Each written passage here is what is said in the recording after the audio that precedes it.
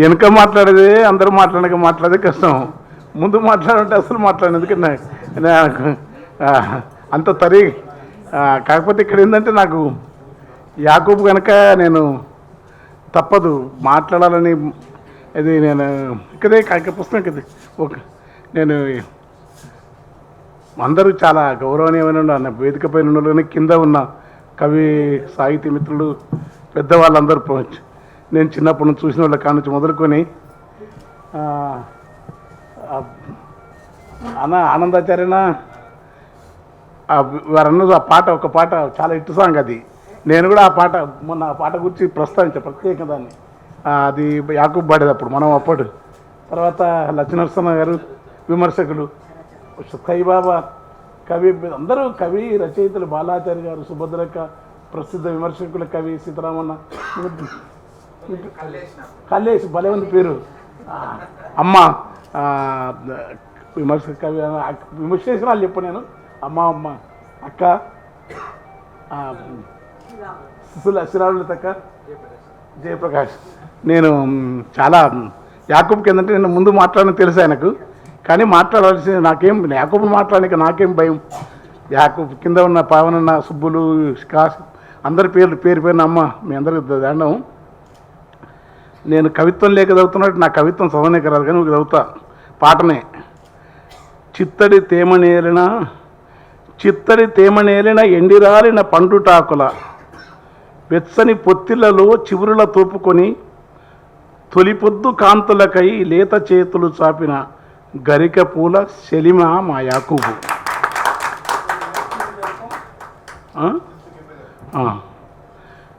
భరణి వేసవి తాపాన నీటి తావులు ఇంకిపోగా దప్పికతో వేసారిన మేకల కాపరి పొడి పెదవుల తడిమే మూలరేవు దరిబావి మొరం మెట్టు మా యాకూబు. రొట్టమాకు రేవు పీర్ల మాన్యంలో వడగాడుపుల రాపిడికి పెచ్చులుడిన సూపీదరగ ఇటుక నుంచి రాలే ఎర్రటి ఇసుక రేణు వినిపించే లోగొంతుక గోస మా యాకూబు. కానుగు మామిడి చింతమాను బెరడు మెట్లను మునివేళ్లతో మీటుతూ కిచకిచ అలరింతల గంతులేసే ఉడతల గుంపుకు వంత పలికే ఆకుపచ్చని సవ్వడి మా యాకూబు.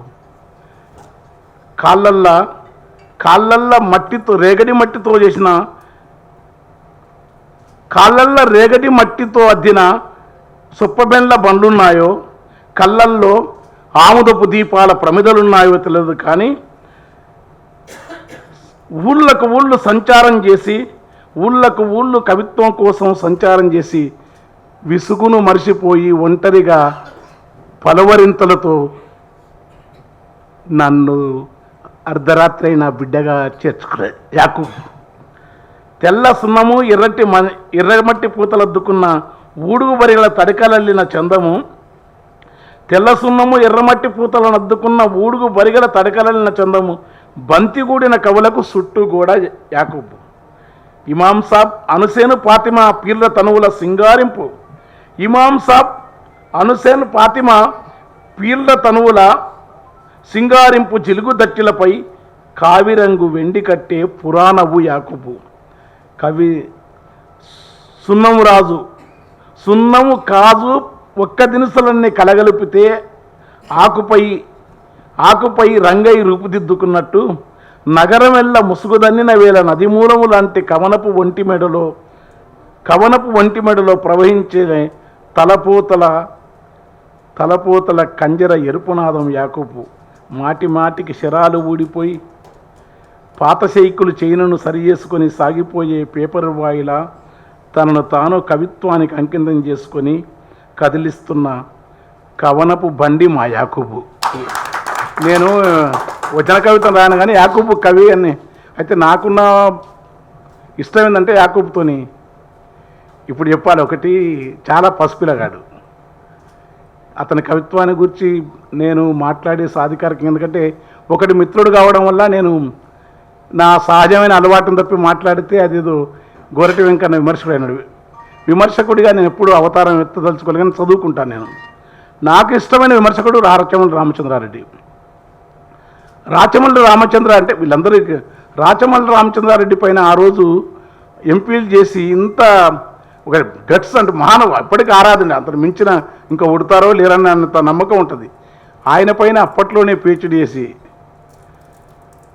కవిత్వ సృజనానుభవంతో తాను కవిత్వంలో నాకు అన్నీ తీగల చింతకా నుంచి ప్రవహించే జ్ఞాపకం సరిహద్దు రేఖ ఇష్టంగా చదువుకునే అంటే ఆత్మకథనాత్మక పద్ధతిని ప్రతీక కవిత్వ భాషలో సాహితీ భాషలో మాట్లాడాలి. కానీ జీవితపు పొడవరింత అయినది అది అన్న సెల్లాపైన జీవిత పొడవరింత అక్కడి నుంచి మొదలై ఒక్కొక్క దాంట్లో అదే లేదు. జీవిత పొడవరింత సొంత దుఃఖము, సొంత వేదన, సొంత అనుభూతులే కాదు, మనుషులు తీగల చింత వచ్చే వరకు ఒక గొప్ప తాత్విక కవిగా తనను తాను చాటుకోవాలని కాకుండా కవిత్వం రాసి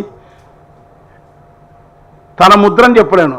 ఈజ్ తెలుగులో తనకు నేను ఇష్టపడే నాకు అజంతా ఇష్టమే, తిలక్ ఇష్టమే, చాలా ఆధునిక కవులు కొత్త వాళ్ళు ఇప్పుడు వచ్చేవాళ్ళు ఒక పేరు చెప్తే ఇప్పుడున్న సుబ్బయ్య లాంటి అందరికీ ఇష్టమే. కానీ మా యాకూబు కవిత్వం గొప్పతనం అంటే తాను అనుభవించిన జీవితాన్ని తన స్మృతులను యాక్చువల్గా పాటలు రాయాలని కానీ పాట రాయకుండా కవిత్వం రాసి కూడా పాటలు రాసే తెలంగాణలో గద్దరన్న మేము ఎట్లయితే అనుభూతితో ఆయన పాటను రాగయుక్తంగా పాడితే కవిత్వాన్ని అంత ప్రతీకాత్మలతోని లేకుంటే తాను అనుకున్న నిర్మాణవాదంతో ఏమన్నా చేసినా అది పాటగా పాడితే కూడా ఎంజాయ్ చేసేంత బాగా అనుభూతి చెందేటంత గొప్ప కవిత్వం అది ఆయన పట్ల నాకున్నది. తర్వాత విస్తృతంగా రాయటమే కాదు, చాలా నాకు తీగలే చింత అప్పుడు ప్రవహించిన తొలినాళ్ళలో ఎవరికైనా సరిహద్దు రేఖ వచ్చే వరకు ఉన్న ఆవేశం ఆకాశం కానీ ఒక గొప్ప తాత్వికుడై ఉండి తర్వాత ఇక్కడ కూడా ఈ దేశంలో జరుగుతున్న దారుణాలు ఆగడాలు మనిషిని ఎక్కడ అక్షరంలో మాత్రం రాజీపడ్డట్టున్నాడు ఆయన. గుజరాత్ గాయంక తీసుకుపోయినా వాటిని ఎందుకని ఒక గొప్ప సాహితీకారుణ్ణి, గొప్ప విమర్శకుణ్ణి, నా మిత్రునిగా కలిగి ఉండటం, అన్నిటికంటే ఆ మొత్తం కవిత్వం అంతా అనేక సంపుటాలను ఒకటేసి నాకు అంకితం ఇవ్వడం అనేది నాకు చాలా చిన్న వయసులో పెద్దవాళ్ళు వచ్చింది. నాకు బహుశా తెలుగు సాహిత్యంలో ఇంత ఏజ్లో సాహిత్య అకాడమీ కబీర్ సమ్మాన్ కనుచించిన కానీ అన్నిటికంటే పెద్దవాడు యాకూబు సంకేతం ఇచ్చిన ఆ పుస్తకమే. మా ఇంట్లో పిల్లలు 2 కాపీలు అద్ద రమణ మహర్షి పుస్తకం ఒక దగ్గర, యాకూబు నాకు అంకితం పుస్తకం ఒకటి అద్దాల పైన పెట్టినారు. ఎందుకంటే నీ మిత్రుడుగా నాన్న నీవు అంది మాతోని నీకు చాలామంది కవులు ఉంటారు, మిత్రులు ఉంటారు, కానీ మమ్ముల వచ్చి మాట్లాడి యాకూబుని మేము ఏమైనా తిట్టవచ్చు, ఏమైనా మాట్లాడుకోవచ్చు, యాకూబుతో మేము ఏమైనా చెప్పుకోవచ్చు అనే చొరవ ఉన్న అంటే చాలామంది ఫోన్లు చేస్తుంటారు. మేము అట్లా నలుగురు మా పిల్లలు అమెరికా అయిన అమ్మాయి నాన్న యాకూబ్ అంకులతో మాట్లాడినా ఇప్పుడు అంటే నవ్వుతూనే మాట్లాడు. ఎందుకంటే వాళ్ళకి అంత చొరవ ఉంటుంది, అంత ఆప్యాయంగా వాళ్ళతో దగ్గర ఉంటాడు. అట్లా కారణం ఏంటంటే దానికి వ్యక్తిగత కవిగా కావటం, ప్రసిద్ధులు కావటం ఒకటైతే ఎప్పుడో 83లో జరిగిన ఎస్ఎఫ్ఐ రాష్ట్ర సభలో తాను భరతమాత ముద్దు బిడ్డ సుందరయ్యరా, సమత మమతల రూపం చల్లనయ్యరా, ఆ పాట మరో ప్రపంచం కదిలిందని శ్రీశ్రీ పాట. నేను ఒక్కటే పాట అన్న మా పాలమూరు జిల్లాలుగా ఖమ్మం సభలాల్లో అయితే చాలా స్మార్ట్గా ఉండేది. లేదు ఇవన్నీ నవ్వులు లేదు. అప్పుడు చాలా అందగాడు. ఊరి నేను మా కిల్లె గోపాలన్న నారాయణ మేమంతా యాకూబ్ చాలా వాళ్ళకి మాకు స్మార్ట్ పాలమూరులకు స్మార్ట్ ఈ అందంగా ఉన్న పదాలు నాకు తెలియదు. ఎందుకంటే మనకు చాలా మొరటప్పటికి కానీ భలే అన్నారు ఎవరు ఎర్రగున్నాడు ఎవడు ఆ చక్క ఉంటుంది ముక్కు చక్క ఉంటుంది యాకూబు అని మేము చాలా ఏళ్ళు అనుకునేది. అట్లా ఖమ్మంలో చాలా అద్భుతంగా వాడినాడు.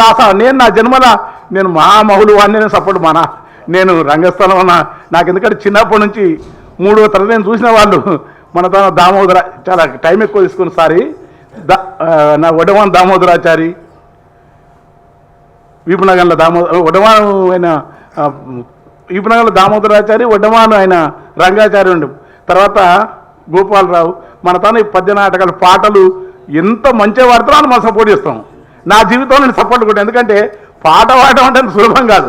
పాట రాయడం ఒకటైతే పాడితే నేను రాగం గింత మనకు తెలియదు అనుకుంటే మన జిల్లాలో చాలా డెప్తాను. మా జిల్లాలో ఈ యాకూబ్ పాడితే నేను ఆశ్చర్యపోయినా. నేను అప్పటికే విన్యాసాలు చేసేది. నీ కన్నీరు నా కన్నీరు తననాగా ఇవన్నీ అప్పటికే ఉన్నాయి. కారణం అంటే మన గొప్పతనం కాదు, మన ఊర్లో పూర్తి ఉర్దు ముట్టుకుంటే రాగాలు ముట్టుకుంటే దక్షిణ తెలంగాణ వల్ల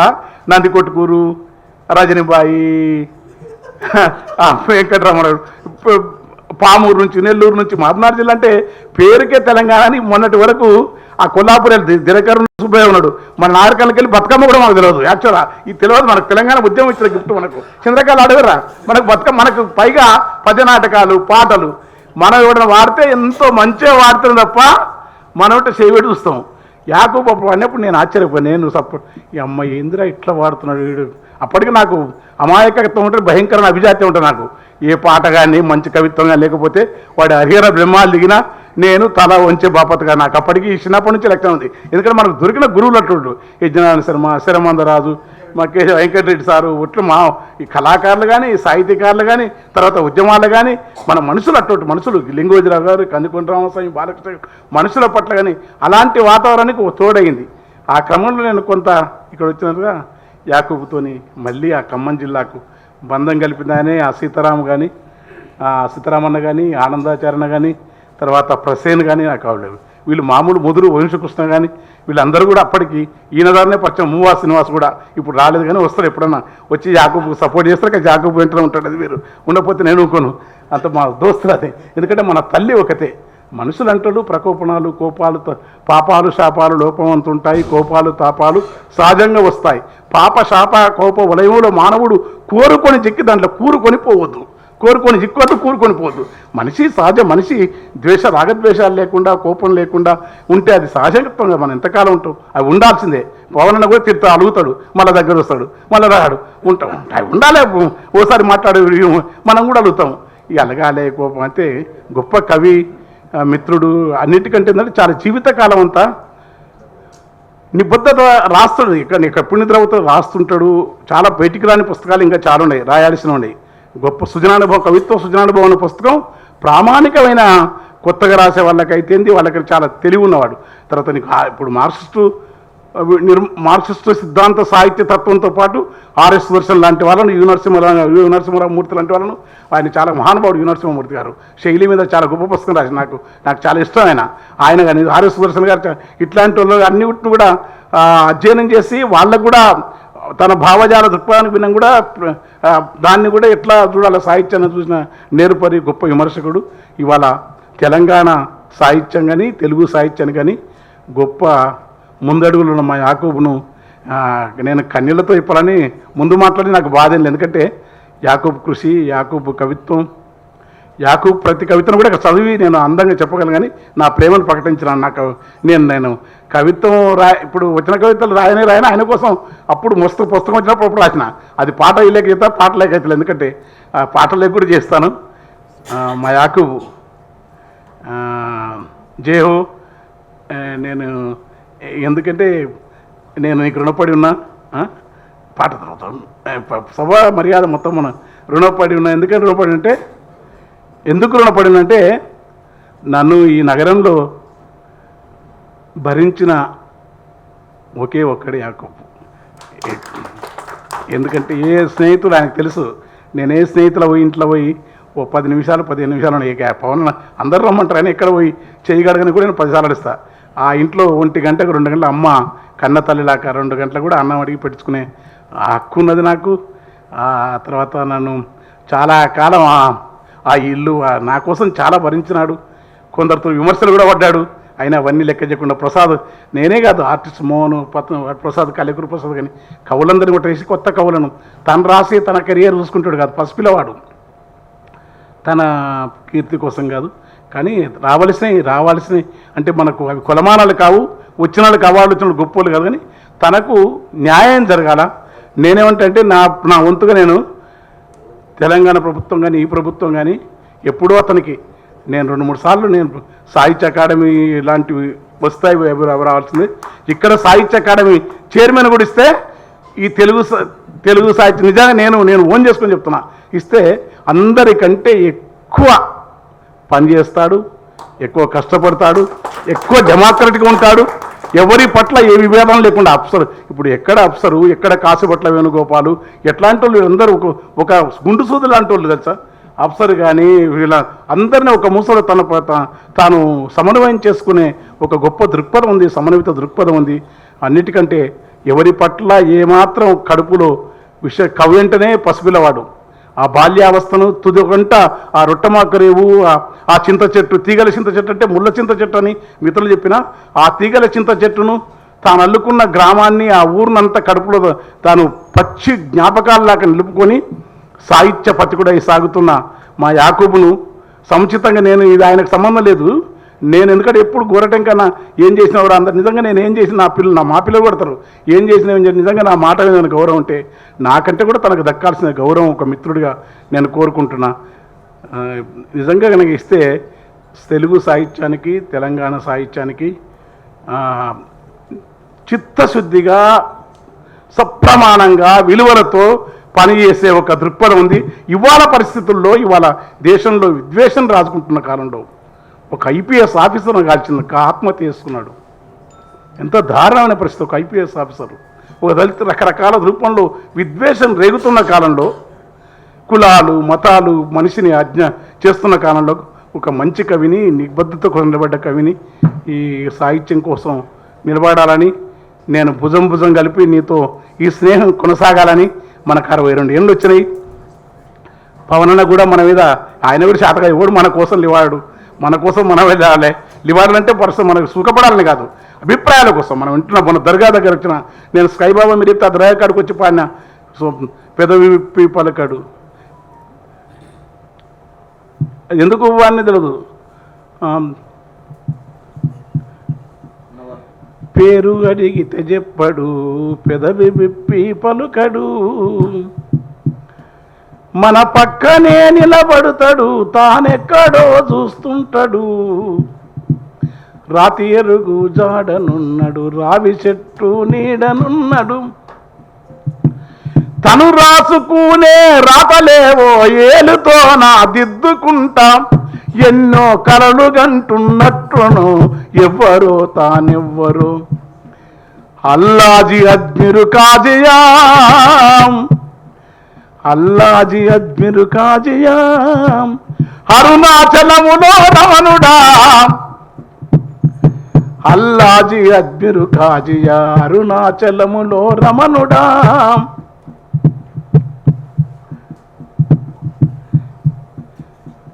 అత్తరు పన్నీరు అత్తరు చల్లుకొని పట్టుబట్టలు తెచ్చినా,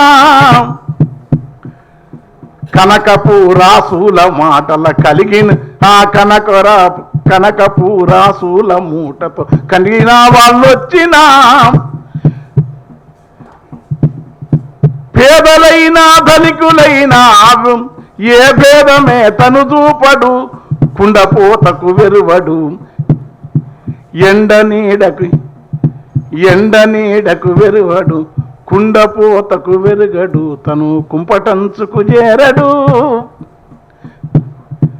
ఎండ ఎంత కొట్టినా ఏ నీడ తాను వెతకడు, 3 కాలాలన్నిటా ఏ పేడలేకనే ఉన్నాడు, ఉన్నవి ఉన్నట్టుగానే ఉండి మురిపిస్తున్నాయన్నాడు, ఉన్న వాటిలో ఉన్నవెన్నో ఎరుకలో వేరున్నాయన్నాడు,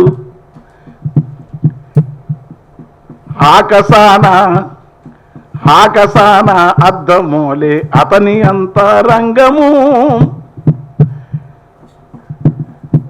ఆకాశాన అంతమోలే అతని రంగము, వెలుగు వంచే దీపమోలే యాకూబు దివ్యారూపము. అంటే ఆడ దర్గా యాకూబ్ పేరు, అదే యాకూబు దివ్యారూపము, ఏ మాయమర్మము బోధనిర్వక నిర్వికారి నిరుగునుండగు ధర్మమును తాని సబుకమ్మాలి, హిందూ వచ్చిన ముస్లిం వచ్చిన అందరినీ తన దరికి తీసుక సబుకమాలికు ఏకు అంటూ సంటి పాపల నవ్వుతాడు.